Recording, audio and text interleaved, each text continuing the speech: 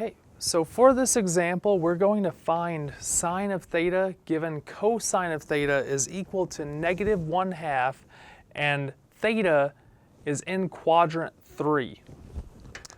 To do that, the first thing that we should note is that we have a Pythagorean identity that relates cosine with sine. Now you could do this by constructing a triangle, but it's good to be aware of the other method available to you in case you have to use it. The Pythagorean identities say cosine squared theta plus sine squared theta equals 1. This is always true no matter what angle theta you have. So we know cosine theta.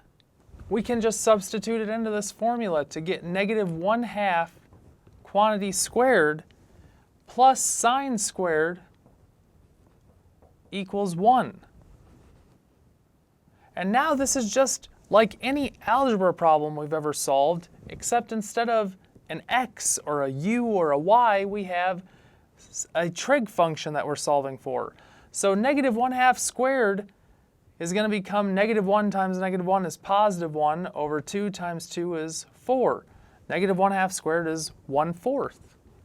Plus sine squared theta equals 1. And if we subtract 1/4 from each side of the equation, we'll get sine squared theta is equal to 1 minus 1/4. We could rewrite 1 as any number over itself, so if we rewrite it as 4 over 4 and subtract 1/4 from it, we'll get 3/4.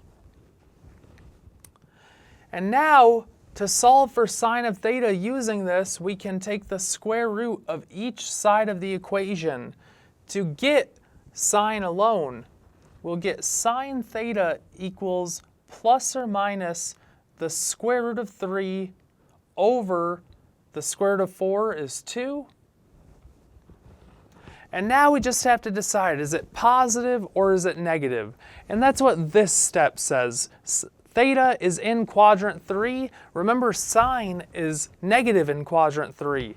So sine of theta will equal -√3 over 2, given cosine of theta equals -1/2, and theta is in quadrant 3, using our Pythagorean identities.